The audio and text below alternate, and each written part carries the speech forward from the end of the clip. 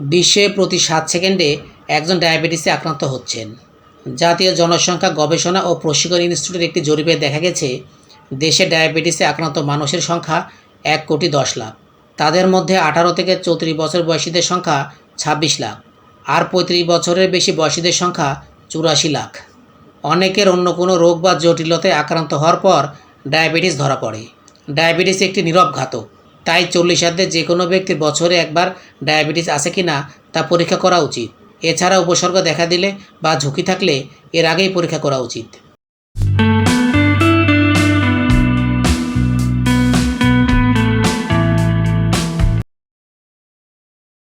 ঘন ঘন প্রস্রাব হওয়া বা পিপাসা লাগা, দুর্বল লাগা, ঘোর ঘোর ভাব, ক্ষুধা বেড়ে যাওয়া, সময় মতো খাওয়া দাওয়া না হলে রক্তে শর্করা কমে হাইপো হওয়া, মিষ্টি জাতীয় খাবারের প্রতি আকর্ষণ বেড়ে যাওয়া, কোনো কারণ ছাড়া ওজন অনেকটা কমে যাওয়া, শরীরে ক্ষত বা কাটাছেঁড়া দীর্ঘদিনেও ভালো না হওয়া, চামড়ায় শুষ্ক খসখসে ও চুলকানি ভাব, বিরক্তি ও মেজাজ খিটখিটে হয়ে ওঠা, চোখে কম দেখতে শুরু করা।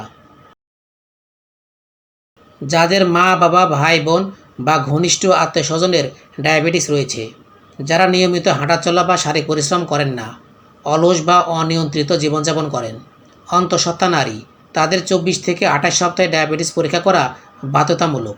হৃদরোগে আক্রান্ত ব্যক্তি, যাদের রক্তে কোলেস্টেরল বেশি, উচ্চ রক্তচাপ রয়েছে যাদের, স্থূলতায় আক্রান্ত ব্যক্তি। ডায়াবেটিস এমন একটি শারীরিক সমস্যা যা সারা জীবনের জন্য বয়ে বেড়াতে হয়। বিশ্বে এর কারণে প্রতি বছর 10 লাখেরও বেশি মানুষের মৃত্যু হয়। ডায়াবেটিসের কারণে মানুষ অন্ধ হয়ে যেতে পারে, হার্ট অ্যাটাক ও স্ট্রোক হতে পারে, নষ্ট হয়ে যেতে পারে কিডনি, অনেক সময় শরীরের নির্মাণ কেটেও ফেলতে হতে পারে। ডায়াবেটিসের এত ঝুঁকি থাকার পরেও মানুষ এই রোগ সম্পর্কে সচেতন নয়। সারা বিশ্বে ডায়াবেটিসের সমস্যা বাড়ছে।